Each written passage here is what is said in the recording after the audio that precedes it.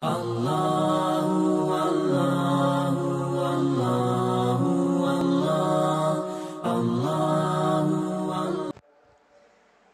kita melanjutkan pembahasan kita dari kitab Umdatul Ahkam, dan kita sudah masuk pada bab yang kedua dari Kitabu As-Siyam. Bab yang kedua dari bab tentang puasa. Bab yang kedua yaitu Babus Shaumi fis Safari wa ghairihi. Berpuasa saat sedang safar dan beberapa hukum terkait dengan puasa. Kita akan membacakan 3 hadis sekaligus. Kemudian kita akan menjelaskan beberapa hukum seputar 3 hadis tersebut.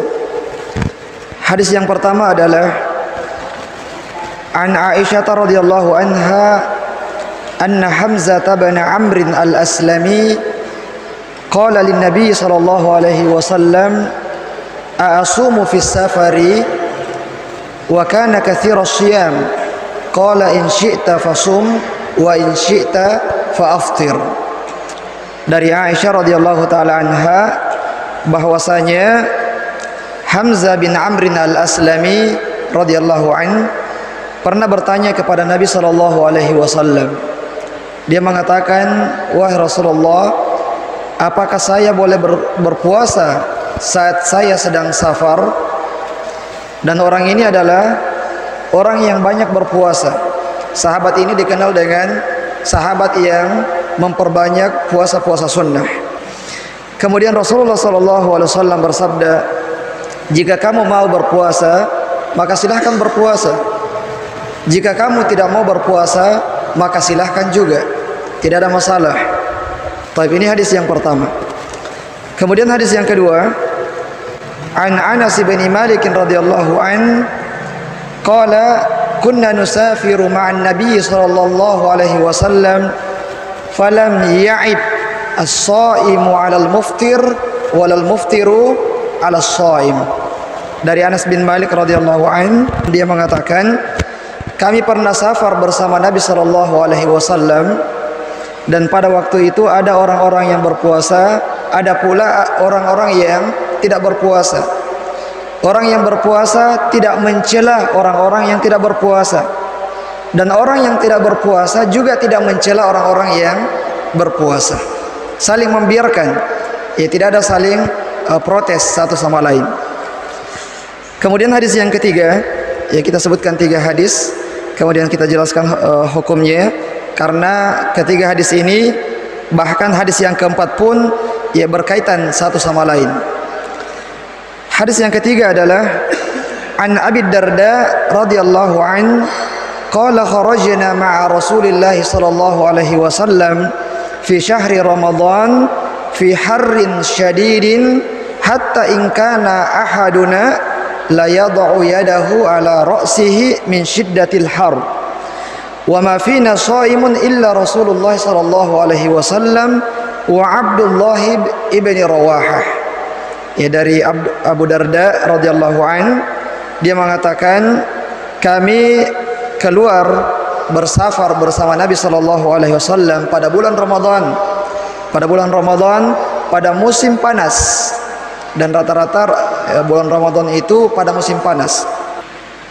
Hatta in kana ahaduna, sampai-sampai, ya, beberapa di antara kami harus meletakkan tangannya di atas kepalanya untuk melindungi kepalanya dari panas matahari, ya, karena saking panasnya. Dan tidak ada orang yang berpuasa di rombongan kami kecuali 2 orang saja, yaitu Rasulullah sallallahu alaihi wasallam dan Abdullah bin Rawahah. Taib. Kita sebutkan dulu 3 hadis ini. Masih ada lagi 2 hadis yang semakna dengan ketiga hadis ini. Taib. Jamaah yang dimuliakan oleh Allah Subhanahu wa taala, dari ketiga hadis ini beberapa kesimpulan yang kami ambil dari perkataan-perkataan para ulama. Yang pertama, tentang hukum berpuasa saat sedang safar itu dirinci. Kadang dia mubah, kadang dia sunnah, kadang dia makruh, dan kadang dia haram. Dan hukum asalnya ketika dia adalah puasa sunnah di luar bulan Ramadan, maka hukum puasa pada waktu itu adalah mubah bagi musafir. Dia mau berpuasa silahkan, tidak berpuasa juga tidak ada masalah. Ya, sebagaimana yang disebutkan pada hadis yang pertama dan hadis yang kedua.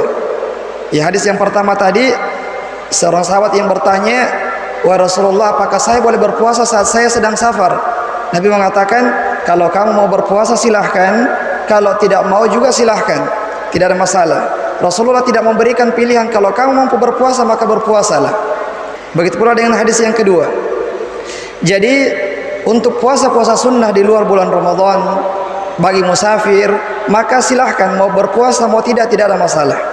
Tidak ada yang lebih utama di antara keduanya. Kemudian untuk hukum yang kedua adalah berpuasa pada bulan Ramadan, dan tentu saja dia merupakan puasa wajib. Untuk puasa pada bulan Ramadan ini lebih diutamakan daripada berbuka puasa pada bulan Ramadan. Seorang musafir itu tidak wajib berpuasa. Meskipun dia mampu berpuasa, jika dia tidak mau berpuasa maka boleh baginya tidak berpuasa. Hukum asalnya puasa Ramadan merupakan sebuah kewajiban. Namun bagi musafir diringankan baginya untuk tidak berpuasa. Artinya tidak wajib baginya berpuasa. Namun jika dia berpuasa maka itu lebih afdal baginya. Ini pada bulan Ramadan lebih afdal baginya untuk berpuasa. Dan ini merupakan pendapat jumhur ulama dari mazhab Hanafiyah, Malikiyah dan Syafi'iyah.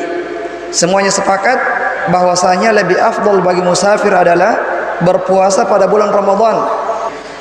Dan tentu saja ketika dia mampu untuk melakukannya. Di antara dalilnya adalah firman Allah Subhanahu wa taala dalam surah Al-Baqarah, setelah Allah Subhanahu wa taala menyebutkan tentang orang-orang yang diberikan uzur untuk tidak berpuasa pada bulan Ramadan, seperti orang yang sakit, ya boleh tidak berpuasa pada bulan Ramadan, musafir boleh tidak berpuasa pada bulan Ramadan. Nah, setelah disebutkan orang-orang yang diberikan uzur tersebut, Allah Subhanahu wa taala berfirman, "Wa antasumu khairul lakum in kuntum ta'lamun." Dan jika kalian berpuasa, maka itu lebih baik bagi kalian jika kalian mengetahui. Ini setelah menyebutkan orang-orang yang diberikan uzur. Artinya orang musafir, orang sakit, meskipun dia tidak wajib berpuasa, jika dia mampu, maka sebaiknya dia berpuasa. Kemudian alasan yang lain adalah, atau dalil yang lain adalah hadis yang ketiga yang kita sebutkan tadi, bahwasanya Rasulullah pernah bersafar dengan para sahabatnya di hari yang sangat panas dan tidak ada yang berpuasa kecuali dua orang, yaitu Rasulullah SAW yang pertama dan yang kedua adalah Abdullah bin Rawaha. Sekiranya puasa itu atau berbuka lebih afdal, maka Rasulullah tentu saja akan berbuka pada waktu itu, karena yang berpuasa lebih sedikit daripada orang yang berpuasa. Dan ini juga menunjukkan keutamaan, ya, atau afdaliyah berpuasa pada bulan Ramadan meskipun dia sedang safar atau sedang sakit, selama dia mampu untuk melakukannya. Taib. Kemudian jemaah yang dimuliakan oleh Allah Subhanahu wa taala, ya, kita ambil hadis yang keempat dan kelima, dan di situ akan disebutkan kondisi di mana seseorang makruh untuk berpuasa dan haram untuk berpuasa. Hadis yang keempat adalah An Jabir bin Abdullah radhiyallahu anhuma qala kana Rasulullah sallallahu alaihi wasallam fi safarin fara'a zihaman wa rajulan qad dhullila alaihi faqala ma hadha qalu sha'im qala laysa minal birri as-shawmu fis safari. Dari Jabir bin Abdullah radhiyallahu taala anhuma, beliau mengatakan, kami pernah atau Rasulullah pernah dalam sebuah safar melihat ada seorang laki-laki yang dikerumuni oleh banyak orang. Ya, seorang laki-laki dikerumuni oleh banyak orang untuk menaungi orang tersebut. Ya, karena sedang safar dan panas, makanya orang ini dinaungi. Kemudian Rasulullah bertanya, iya, ada apa gerangan? Kenapa orang tersebut dinaungi? Mereka mengatakan shaim, dia sedang berpuasa. Lalu Rasulullah bersabda, laisa minal birri as-shaumu fis safari. Bukanlah sebuah kebaikan berpuasa pada saat sedang safar. Bukanlah sebuah kebaikan berpuasa pada saat sedang safar. Nah, ini merupakan kondisi di mana seseorang makruh untuk berpuasa pada saat dia sedang safar dan dia tidak mampu untuk berpuasa. Jika dia memaksakan diri, boleh saja sampai puasanya sampai waktu berbuka puasa. Akan tetapi dia sangat kewalahan, dia sangat kelelahan, dia sangat kecapean. Ya pokoknya berat sekali untuk dia melanjutkan puasanya sampai selesai. Dan dia musafir, maka orang yang seperti ini sebaiknya berbuka puasa. Pada saat kita safar, mungkin karena safar kita terlalu lelah, panjang perjalanan, berat safarnya, sehingga membuat kita sangat lelah. Kalau kita lanjutkan, kita paksakan, maka sangat berat rasanya kita melanjutkan puasa tersebut, maka lebih utama kita membatalkan puasa tersebut. Kita lanjutkan, hukumnya makruh. Sebagaimana sabda Rasulullah, bukan termasuk kebaikan berpuasa pada saat sedang safar. Taib. Kemudian hadis yang kelima, ya meskipun hadis yang kelima ini tidak ada di buku kita, tapi semakna dengan dalil-dalil sebelumnya. Pada Fathu Mekkah, pada saat Rasulullah bersafar dari kota Madinah ke kota Mekkah untuk penaklukan kota Mekkah, dan ini terjadi pada bulan Ramadan. Terjadi pada bulan Ramadan, pada suhu yang sangat panas, pada cuaca yang sangat panas. Dan perjalanan dari Madinah ke Mekkah dengan berjalan kaki atau dengan berkendaraan itu sekitar 7 hari. 7 hari kita menempuh perjalanan baru sampai di kota Mekkah. Dan di bawah terik matahari yang sangat panas. Di bawah kita ini ada pasir yang juga sangat panas. Ya, yang memang kondisi sangat tidak memungkinkan untuk berpuasa. Dan pada waktu itu kebanyakan rombongan Nabi SAW ini sudah kelelahan. Sudah kelelahan, kecapean, bahkan kalau kita lihat kondisinya sudah ada yang mau hampir pingsan, sampai-sampai ada sahabat yang melapor kepada Nabi SAW, wahai Rasulullah, rombongan ini sudah kelelahan. Dan mereka melihat perbuatan wahai Rasulullah. Rasulullah pada waktu itu berpuasa, tidak membatalkan puasanya, tapi karena ada yang melapor bahwasanya kondisi rombongan ini kebanyakan mereka sudah kecapean, kelelahan, dan mereka melihat Rasulullah berpuasa, maka mereka pun berpuasa. Maka Rasulullah pun naik ke tempat yang agak tinggi, kemudian minum, yang memperlihatkan kepada semua rombongan bahwasanya Rasulullah membatalkan puasanya. Dan Rasulullah mengatakan, berbuka puasalah kalian. Namun ternyata sebagian dari rombongan ini ada yang mempertahankan untuk melanjutkan puasanya. Ada yang mempertahankan untuk melanjutkan puasanya.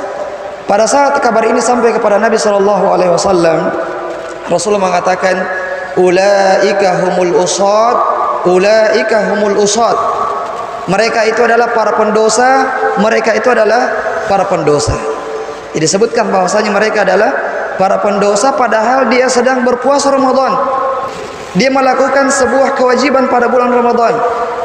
Namun pada kondisi yang seperti ini, yang bisa menyebabkan seseorang binasa, atau dia takut jangan sampai dia binasa gara-gara hal tersebut, atau paling minimal membahayakan kesehatannya, maka ini hukumnya haram berpuasa. Jadi perbedaan antara makruh dengan haram, kalau makruh dia kelelahan, sangat kelelahan, namun dia masih yakin bisa sampai puasanya tanpa terjadi apa-apa pada dirinya. Adapun pada kondisi yang sifatnya haram adalah dia sangat kelelahan dan dia khawatir akan terjadi sesuatu pada dirinya atau membahayakan kesehatannya, maka ini hukumnya adalah haram dia melanjutkan puasanya. Mudah-mudahan ini bisa dipahami. Jadi yang pertama tadi mubah, kemudian sunnah, kemudian makruh, kemudian yang keempat adalah haram, dengan kondisi-kondisi yang berbeda-beda. Taib. Jemaah yang dimuliakan oleh Allah Subhanahu wa taala, hadis yang berikutnya Hadis ini masih berkaitan dengan hadis-hadis sebelumnya sebagai pelengkap, sebagai pelengkap dari hadis-hadis sebelumnya.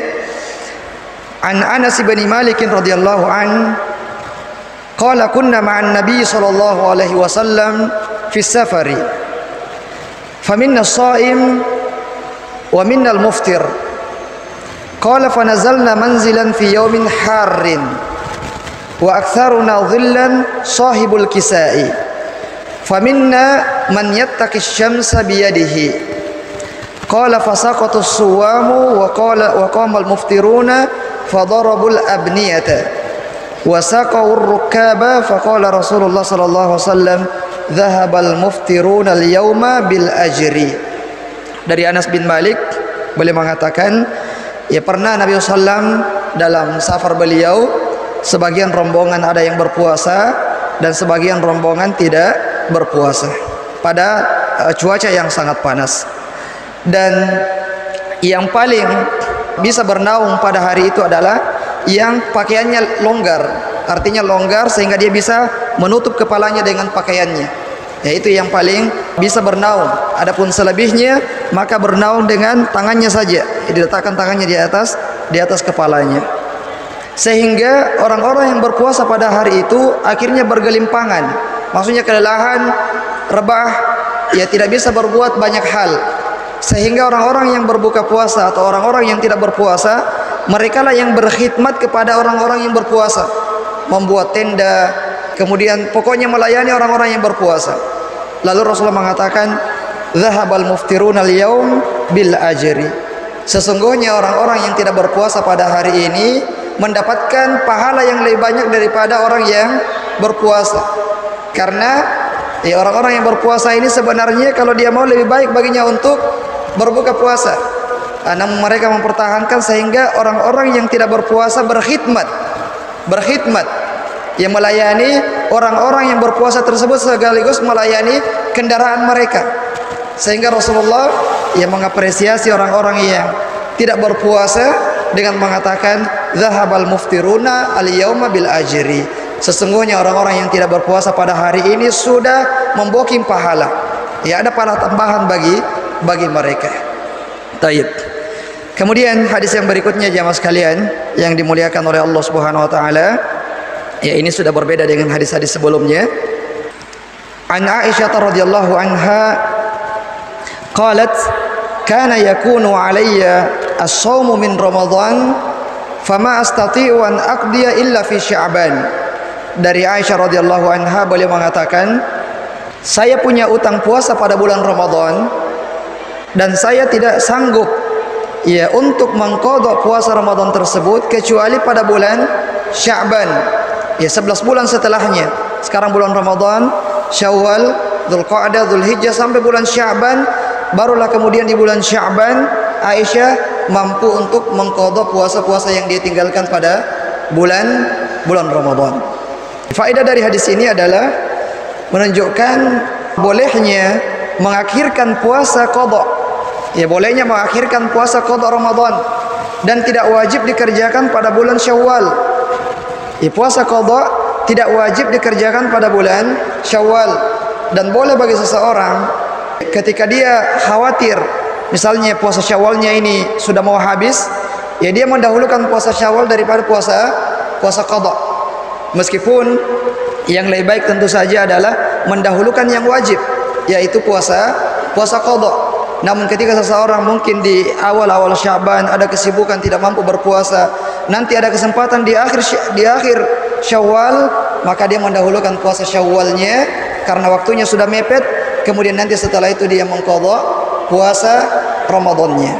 Nah, kemudian faedah yang kedua adalah bagi orang-orang yang mengakhirkan qadha Ramadan sampai masuk bulan Ramadan berikutnya dan masih ada utang puasanya, maka kewajibannya adalah dia mengqadha ya puasa tersebut setelah bulan Ramadan ini ditambah dengan fidyah. Jadi bukan puasanya double ya, bukan puasanya double. Karena ada yang mengatakan double. Nah, ini tidak benar. Yang benar adalah jadi puasa Ramadannya itu tetap dia qadha setelah bulan Ramadan ini, tapi ada plus fidyahnya. ada plus fidyahnya atau kafarah. Ya lebih tepat disebut dengan kafarah. Ya kafarah karena dia sudah mengakhirkan mengqadha puasa Ramadan sampai masuk bulan Ramadan berikutnya. Berapa kafarahnya? Ya kafarahnya sejumlah hari yang dia tinggalkan. Misalnya sisa qadanya 3 hari, berarti dia mengqadha 3 hari plus memberikan makan kepada 3 orang miskin. Yang memberikan makan kepada 3 orang miskin sebagai kafarahnya. Dan tentu saja dia akan berdosa karena sudah mengakhirkan qadha sampai masuk Ramadan berikutnya. Baik. Kemudian jemaah sekalian yang dimuliakan oleh Allah Subhanahu wa taala, hadis yang berikutnya adalah an Aisyah radhiyallahu anha anna Rasulullah sallallahu alaihi wasallam qala man mata wa alaihi syiyam shoma anhu waliyuhu. Dari Aisyah radhiyallahu anha bahwasanya Rasulullah SAW bersabda, barang siapa yang meninggal dunia dan dia punya utang puasa, maka walinya berpuasa untuknya. Barang siapa yang meninggal dunia dan punya utang puasa, maka walinya berpuasa untuk dia. Hadis ini jamaah sekalian ada 3 perinciannya. Ya, ada 3 kondisinya dengan hukum yang berbeda. Yang pertama adalah barang siapa yang meninggalkan puasa Ramadan karena malas, menyepelekan puasa Ramadan dan yang semisalnya, kemudian dia meninggal dunia setelah Ramadan dan dia belum mengqadha puasanya, maka ini tidak ada kewajiban dan tidak ada tuntunan bagi wali-walinya untuk mempuasakannya. Bahkan meskipun ada walinya yang mempuasakannya, itu tidak bermanfaat. Ya, ada anaknya misalnya, kasihan orang tua saya ini ada utang puasanya, dia dulu tidak berpuasa, saya mau berpuasa untuknya, tidak bermanfaat dia berpuasa untuknya. Jika dia, ya si mayit ini meninggalkan puasa Ramadan dengan alasan karena malas, dengan menyepelekan puasa Ramadan dan sebagainya, artinya dia meninggalkannya bukan karena uzur yang syar'i, maka para walinya ya tidak boleh untuk mempuasakan orang tersebut. Kalaupun ada yang mempuasakannya, maka tidak bermanfaat sama sekali puasa tersebut. Kemudian kondisi yang kedua, barang siapa yang meninggalkan puasa Ramadan karena uzur yang syar'i. Misalnya pada bulan Ramadan dia sakit, atau dia safar pada bulan Ramadan, atau dia haid, atau dia nifas, atau uzur yang lain. Setelah berlalunya bulan Ramadan, uzurnya ini masih ada, masih bersambung uzurnya dari Ramadan sampai habis Ramadan, dia masih beruzur. Misalnya sakit pada bulan Ramadan, sakitnya ini masih berlangsung sampai dia meninggal dunia. Ya, meninggal dunia misalnya bulan Syawal, Dzulqa'dah, ya, dan dia tidak sempat untuk mengqadha puasanya, maka ini juga tidak ada tuntunan untuk walinya mempuasakannya karena orang ini sebenarnya tidak berdosa. Beda dengan yang pertama. Kalau yang pertama tadi walinya tidak berpuasa untuknya dan si mayit berdosa. Kondisi yang kedua, para walinya ini tidak perlu mempuasakan orang tersebut karena memang orang tersebut tidak wajib baginya berpuasa. Artinya dia tidak berdosa dengan adanya utang puasanya, dengan adanya utang puasa tersebut. Baik, jadi ini 2 kondisi di mana para wali itu tidak perlu mempuasakan si mayit. Kemudian kondisi yang ketiga, dan inilah yang dimaksud di dalam hadis ini.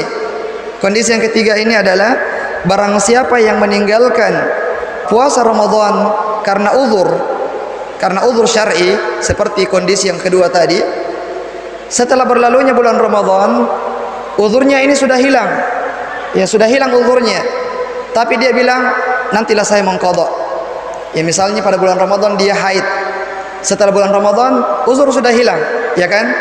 Sudah tidak ada uzur lagi karena tidak mungkin haid sepanjang tahun, tidak mungkin. Ya, haidnya mungkin 7 hari saja, setelah itu sudah tidak haid lagi. Tapi dia bilang nantilah saya qadha, kan masih panjang waktunya. Ternyata sebelum dia qadha dia meninggal dunia. Jadi sebelum dia mengqadha dia sudah keburu meninggal dunia. Nah, inilah yang dimaksud dalam hadis ini, shoma anhu waliyuhu. Walinya itu berpuasa berpuasa untuknya. Dan ini yang banyak terjadi, ya terutama bagi para wanita pada bulan Ramadan, karena ada yang namanya haid, ya, dan ya semua wanita balik itu haid kecuali yang sakit, dia akan haid, ya, dan kadang-kadang ada yang mengakhirkan qadanya dengan alasan kan waktunya panjang. Ketika dia meninggal dunia sebelum mengqadha puasanya, maka para wali ini perlu memperhatikan hal tersebut. Jadi para wali bukan sekedar membayar utang-utangnya, ada yang meninggal dilihat berapa utangnya kepada orang kemudian dia bayar, tapi juga yang perlu diperhatikan adalah apakah ada utang puasanya atau tidak. Kalau ada utang puasanya, maka para walinya ini mengqadanya, ya mengqadanya. Kalau misalnya mereka banyak, ada 3 anaknya misalnya, bisa dibagi 10 hari 10 hari 10 hari. Atau misalnya ada kerabatnya yang ada saudaranya 5 orang, saudaranya 3 orang, anaknya 8 orang, bisa dibagi 4 hari 4 hari 4 hari dan seterusnya. Yang jelas diselesaikan qadha yang tertinggal tersebut. Nah, bisa dipahami ya? Ya. Baik. Jadi ini 3 kondisi.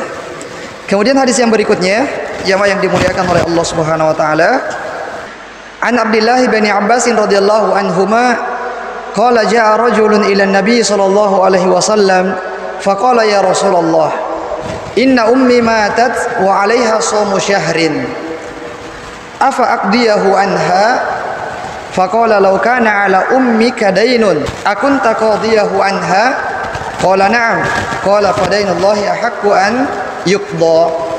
Dari Abdullah bin Abbas radhiyallahu anhuma, beliau mengatakan, datang seorang laki-laki kepada Nabi sallallahu alaihi wasallam dan berkata kepada Rasulullah, wahai Rasulullah, sesungguhnya ibu saya meninggal dunia dan dia punya utang puasa Ramadan. Apakah saya boleh untuk mengqadha puasanya? Rasul mengatakan, bagaimana pendapatmu jika ibumu meninggal dunia dan dia punya utang kepada orang lain? Apakah kamu akan membayar utang-utang tersebut? Dia mengatakan, tentu saja wahai Rasulullah, saya akan membayarnya. Lalu Rasulullah mengatakan, maka ketahuilah bahwasanya utang kepada Allah Subhanahu wa taala lebih berhak untuk dibayar. Ya, kalau utang kepada manusia saja kita akan membayarnya, maka utang kepada Allah Subhanahu wa taala itu jauh lebih pantas untuk dibayar, untuk dilunasi. Jadi hadis ini sebagai pendukung hadis yang sebelumnya pada kondisi yang ketiga, bagi orang-orang yang meninggalkan puasa Ramadan karena uzur, meninggal dunia sebelum mengqadhanya, maka ya sebaiknya, bukan kewajiban ya, sebaiknya para walinya itu mengqadha puasa si mayit ini. Bagaimana kalau dia tidak mau mengqadhanya? Mereka tidak berdosa, tapi si mayit ini akan ada hisab di situ. Maka untuk meringankan hisab tersebut, maka hendaknya para walinya ini mengqadha puasanya untuk meringankan hisab bagi si jenazah tadi. Jadi di sini Rasulullah mengkiaskan dengan hak Allah Subhanahu wa taala. Kalau hak manusia saja harus menunaikannya, maka apatahlah lagi dengan hak Allah Subhanahu wa taala. Baik. Kemudian hadis yang berikutnya, jamaah yang dimuliakan oleh Allah Subhanahu wa taala. Jadi hadis berikutnya ini mirip sekali dengan hadis yang sebelumnya dan saya rasa tidak perlu kita sebutkan karena maknanya sama ya. Baik. Hadis yang berikutnya, an Sahl bin Sa'd as-Sa'idi radhiyallahu an anna Rasulullah sallallahu alaihi wasallam qala la yazalun nasu bi khairin ma ajjalul fitra. Dari Sahal bin Sa'ad as-Sa'idi radhiyallahu an, bahwasanya Rasulullah SAW bersabda, seseorang itu akan senantiasa berada di dalam kebaikan selama mereka menyegerakan berbuka puasa. Ini sunnahnya berbuka puasa, disegerakan buka puasanya. Yang penting sudah masuk waktunya, sudah kita berbuka puasa. Tidak boleh mengatakan, nanti saya berbuka puasa kalau jam 10 malam, ya supaya pahalanya bertambah.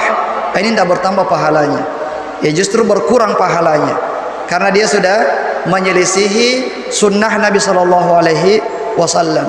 Tapi jangan juga, ya belum piazan sudah buka puasa dengan alasan kita akan disunnahkan menyegerakan. Ini bukan menyegerakan, ini berbuka sebelum waktunya, dan itu membatalkan puasa kita. Kemudian jamaah yang dimuliakan oleh Allah Subhanahu wa taala, hadis selanjutnya, hadis yang terakhir dari bab ini adalah an Abdullah bin Umar radhiyallahu anhuma qala naha Rasulullah sallallahu alaihi wasallam anil wisal qalu innaka tuwasil qala inni lastu mislakum inni ut'am wa usqa. Dari Abdullah bin Umar radhiyallahu anhuma, beliau mengatakan Rasulullah SAW melarang puasa wisal. Puasa wisal itu 2 hari berpuasa berturut-turut tanpa berbuka puasa. Jadi ya hari ini misalnya besok ya dia berpuasa, nanti berbuka puasa itu hari Selasa. Jadi disambung berturut-turut. Ya tidak ada buka puasa di antara keduanya. Ini puasa wisal. Dan Rasulullah melarang puasa wisal. Tapi ada yang mengatakan kepada Rasulullah, tapi bukankah kamu wahai Rasulullah berpuasa wisal? Nabi mengatakan, sesungguhnya saya ini tidak sama dengan kalian. Saya diberi makan dan diberi minum oleh Allah Subhanahu wa taala. Saya mampu berpuasa wisal dan kalian tidak mampu untuk melakukannya. Kalau ada yang berpuasa wisal mungkin dia mampu tapi sangat memberatkan dirinya. Ini salah satu kekhususan bagi Rasulullah sallallahu alaihi wasallam. Jadi ada kadang-kadang beberapa kekhususan bagi Rasulullah tidak boleh diamalkan oleh umatnya, dan ini disampaikan oleh Rasulullah. Kenapa demikian? Karena umatnya tidak akan mampu melakukannya. Ya, ini contohnya puasa wisal. Rasulullah mampu tapi umatnya tidak mampu. Ya kalau ada yang mau coba-coba maka itu sangat memberatkan dirinya, bahkan bisa membahayakan kesehatannya, sehingga tidak boleh diamalkan oleh umatnya. Ya begitu pula dengan Rasulullah diberikan kekhususan boleh menikah lebih dari 4 orang wanita. Istri Rasulullah berapa? Ketika Rasulullah meninggal 9 istrinya. Tapi di masa hidupnya ada juga yang lain. Maksudnya ada yang meninggal sebelum Rasulullah meninggal dunia. Ada 2 orang yang meninggal sebelum Rasulullah meninggal dunia. Tapi pada saat Rasulullah meninggal ada 9 yang masih hidup. Adapun umatnya, ya kita semuanya tidak mampu lebih dari 4 orang. Ya dari banyak hal. Ya adapun Rasulullah diberikan berbagai macam kelebihan dan juga diberikan berbagai macam kekuatan. Tapi saya kira ini saja jamaah yang dimuliakan oleh Allah Subhanahu wa taala. Ini ada ta'liq sedikit di sini, riwayat Muslim, fa ayyukum arada an yuwasil falyuwasil ila sahar. Barang siapa yang mau berpuasa wisal, maka batas maksimalnya sampai makan sahur saja. Jadi dari makan sahur tidak makan sampai makan sahur berikutnya. Nah, ini batas maksimalnya. Tapi ini tidak baik. Meskipun boleh, tapi lebih afdolnya berbuka pada saat sudah tiba waktunya. Ya tapi kalau ada yang mau ngotot, maka paling maksimal adalah sampai makan sahur berikutnya. Tapi saya kira ini saja jamaah yang dimuliakan oleh Allah Subhanahu wa taala, semoga bermanfaat.